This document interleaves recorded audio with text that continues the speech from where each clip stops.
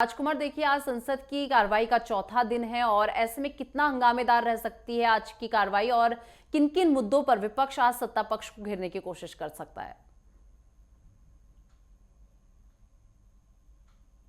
देखिए निशा, जो शेड्यूल आज तक अभी तक जो मिला है और जानकारी जो मिल रही है आज संसद में, क्योंकि ये शीतकालीन सत्र है और शीतकालीन सत्र में कुछ बहुत अहम मुद्दों पर चर्चा होनी है। तो सबसे पहला जो मसला है वो मसला एक जेपीसी बनी हुई है, जो वक्फ बोर्ड का जो मसला है उस पर चिंतन मंथन मनन करने के लिए एक जॉइंट पार्लियामेंट्री जो कमेटी बनी है उसका कार्यकाल बढ़ाने के लिए एक प्रस्ताव आ सकता है। और उस प्रस्ताव को, क्योंकि जब तक सदन चलेगा, सदन के अंतिम दिन तक का जो है उसका जेपीसी का जो कार्यकाल है वो बढ़ाया जा सकता है। उसके अलावा अभी तक रेलवे को बहुत आधुनिकीकरण किया जा रहा है रेलवे का, तो इसको लेके 1996 से अभी तक जो इनके नियम कायदे कानून है, क्योंकि एक जो कानून है उसमें बदलाव करने होते हैं, नियमों में बदलाव सरकार की तरफ से जिसको पास कराने की जो रणनीति बनाई जाएगी, उसके अलावा उसको पास कराने की जो रणनीति बनाई जाएगी, उसके अलावा जो महत्वपूर्ण अरविंद चौहान उन दोनों की शपथ कराने का जो प्रायोजन है वो पूरा किया जा सकता है। लेकिन क्योंकि आपने कहा है कि हंगामा हो सकता है, ये जो मैं व्यवस्था बता रहा हूँ ये व्यवस्था बनाई गई है, ये व्यवस्था इस तरीके से चलेगी नहीं चलेगी ये देखना बड़ा दिलचस्प होगा। 10 बजे के आसपास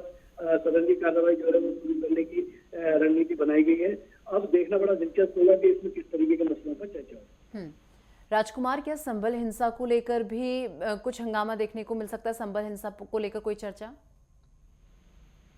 बिल्कुल, क्योंकि आपका अहम सवाल है, हालांकि भविष्य की गर्त में छिपा हुआ है, लेकिन समाजवादी पार्टी का जिस तरीके से इसमें रुक है, क्योंकि वहाँ पर समाज संबल से जो सांसद हैं वो समाजवादी पार्टी के सांसद हैं और वो सांसद जो है उन पर एफआईआर दर्ज हुई है। एफआईआर दर्ज होने के साथ साथ वो प्राथमिकी दर्ज होने के अलावा उसकी इन्वेस्टिगेशन चल रही है, तो कहीं ना कहीं वो आरोपी है। तो समाजवादी पार्टी, क्योंकि इस समय उत्तर प्रदेश में जो लोकसभा के चुनाव हुए हैं उसमें स्वाभाविक तौर पर 40 से ज्यादा उनकी सीटें आई हैं, तो एक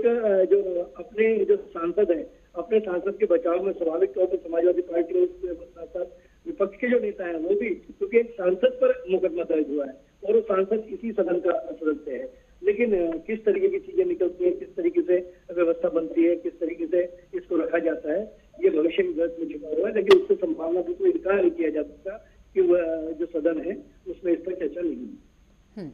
और देखिए, कल अश्विनी वैष्णव ने यह भी कहा है कि जो वल्गर कंटेंट है उसे रोकने के लिए भी सख्त कानून बनाया जाए। वो कह रहे हैं कि जहां से ऐसे कंटेंट आते हैं वहां की संस्कृति और हमारी संस्कृति में बेहद अंतर है, तो जो वल्गर कंटेंट सोशल मीडिया पर अपलोड किए जाते हैं उन पर भी कानून बनाने की बात कही गई है अश्विनी वैष्णव द्वारा।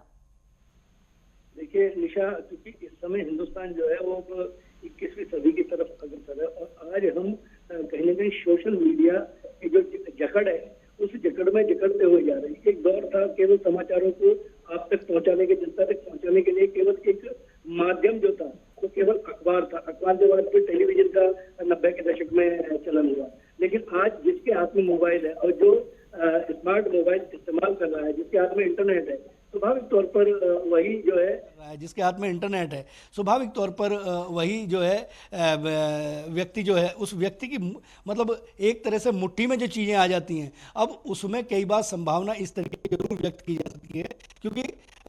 बहुत ये बुराई जो है वो बहुत कहीं ना कहीं दूर तक जाती है। जिस तरीके के कंटेंट आ रहे हैं, जिस तरीके की संभावना व्यक्त की जा रही है, क्योंकि संबल का जो मसला है इस समय कुछ ताजा उदाहरण हमारे सामने है, उसमें सोशल मीडिया का स्वाभाविक तौर पर इस्तेमाल हुआ है। जिस तरीके के इनपुट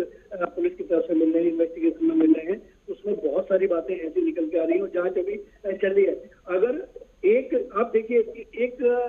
ग्रुप बनाया और उस ग्रुप में एक मैसेज क्रिएट किया और हजारों लोगों तक वो मैसेज पहुंच गया, तो एक जो इस समय जो परिस्थितियां है स्वाभाविक तौर पर वो जो कानून है उस कानून में बदलाव करने की आवश्यकता है कि किस तरीके का कंटेंट जाना चाहिए, किस तरीके का कंटेंट नहीं जाना चाहिए, और जो कंटेंट जा रहा है अगर उस कंटेंट को कोई व्यक्ति फॉरवर्ड करता है तो उस पर किस तरीके के जो आरोप है वो निर्धारित होने चाहिए। क्योंकि अभी तक जो चीजें हैं 21वीं सदी में जरूर निर्धारित होनी चाहिए, क्योंकि अभी तक जो चीजें हैं 21वीं सदी में जरूर हम पहुंच गए, लेकिन उसके लिए एक कठोर कानून बनाने की आवश्यकता है। बिल्कुल, चलिए ठीक है राजकुमार, थोड़ा आपकी आवाज भी प्रॉब्लम दे रही है। फिलहाल बहुत शुक्रिया आपका हमारे साथ जुड़ने के लिए और ये तमाम जानकारी हमारे दर्शकों को देने के लिए।